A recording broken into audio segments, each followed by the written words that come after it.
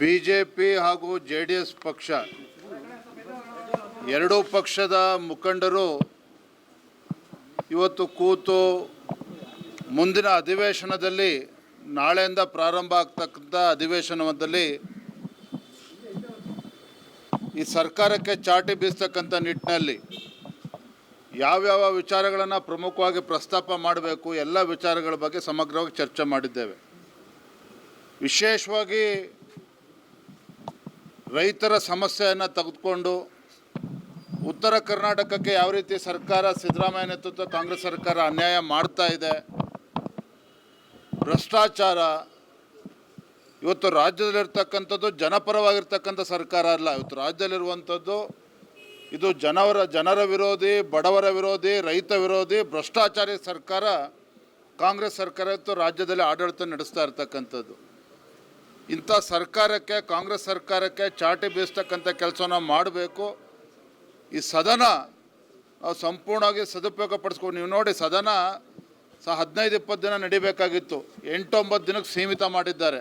ಅಂದರೆ ಸರ್ಕಾರಕ್ಕೆ ಅಧಿವೇಶನ ಕಾಟಾಚಾರಕ್ಕೆ ನಡೆಸ್ತಾ ಇದ್ದಾರೆ ಇವತ್ತು.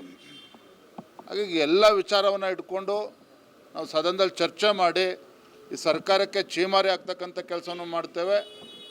ಈ ಬಡವರ ರೈತ ವಿರೋಧಿ ಸರ್ಕಾರಕ್ಕೆ ಚಾಟಿ ಬೀಸುವಂಥ ಕೆಲಸ ನಾವು ಮಾಡ್ತೇವೆ. ಬಿಜೆಪಿ ಹಾಗೂ ಜೆಡಿಎಸ್ ಪಕ್ಷ ಎರಡೂ ಪಕ್ಷದ ಮುಖಂಡರು ಇವತ್ತು ಕೂತು ಮುಂದಿನ ಅಧಿವೇಶನದಲ್ಲಿ ನಾಳೆಯಿಂದ ಪ್ರಾರಂಭ ಆಗ್ತಕ್ಕಂಥ ಅಧಿವೇಶನದಲ್ಲಿ ಈ ಸರ್ಕಾರಕ್ಕೆ ಚಾಟಿ ಬೀಸ್ತಕ್ಕಂಥ ನಿಟ್ಟಿನಲ್ಲಿ ಯಾವ್ಯಾವ ವಿಚಾರಗಳನ್ನು ಪ್ರಮುಖವಾಗಿ ಪ್ರಸ್ತಾಪ ಮಾಡಬೇಕು ಎಲ್ಲ ವಿಚಾರಗಳ ಬಗ್ಗೆ ಸಮಗ್ರವಾಗಿ ಚರ್ಚೆ ಮಾಡಿದ್ದೇವೆ. ವಿಶೇಷವಾಗಿ ರೈತರ ಸಮಸ್ಯೆಯನ್ನು ತೆಗೆದುಕೊಂಡು ಉತ್ತರ ಕರ್ನಾಟಕಕ್ಕೆ ಯಾವ ರೀತಿ ಸರ್ಕಾರ ಸಿದ್ದರಾಮಯ್ಯ ನೇತೃತ್ವ ಕಾಂಗ್ರೆಸ್ ಸರ್ಕಾರ ಅನ್ಯಾಯ ಮಾಡ್ತಾ ಇದೆ, ಭ್ರಷ್ಟಾಚಾರ, ಇವತ್ತು ರಾಜ್ಯದಲ್ಲಿರ್ತಕ್ಕಂಥದ್ದು ಜನಪರವಾಗಿರ್ತಕ್ಕಂಥ ಸರ್ಕಾರ ಅಲ್ಲ. ಇವತ್ತು ರಾಜ್ಯದಲ್ಲಿರುವಂಥದ್ದು ಇದು ಜನರ ವಿರೋಧಿ, ಬಡವರ ವಿರೋಧಿ, ರೈತ ವಿರೋಧಿ, ಭ್ರಷ್ಟಾಚಾರಿ ಸರ್ಕಾರ ಕಾಂಗ್ರೆಸ್ ಸರ್ಕಾರ ಇವತ್ತು ರಾಜ್ಯದಲ್ಲಿ ಆಡಳಿತ ನಡೆಸ್ತಾ ಇರ್ತಕ್ಕಂಥದ್ದು. ಇಂಥ ಸರ್ಕಾರಕ್ಕೆ, ಕಾಂಗ್ರೆಸ್ ಸರ್ಕಾರಕ್ಕೆ ಚಾಟಿ ಬೀಸ್ತಕ್ಕಂಥ ಕೆಲಸನ ಮಾಡಬೇಕು. ಈ ಸದನ ನಾವು ಸಂಪೂರ್ಣವಾಗಿ ಸದುಪಯೋಗ ಪಡಿಸ್ಕೊಂಡು, ನೀವು ನೋಡಿ ಸದನ 15-20 ದಿನ ನಡಿಬೇಕಾಗಿತ್ತು, 8-9 ದಿನಕ್ಕೆ ಸೀಮಿತ ಮಾಡಿದ್ದಾರೆ.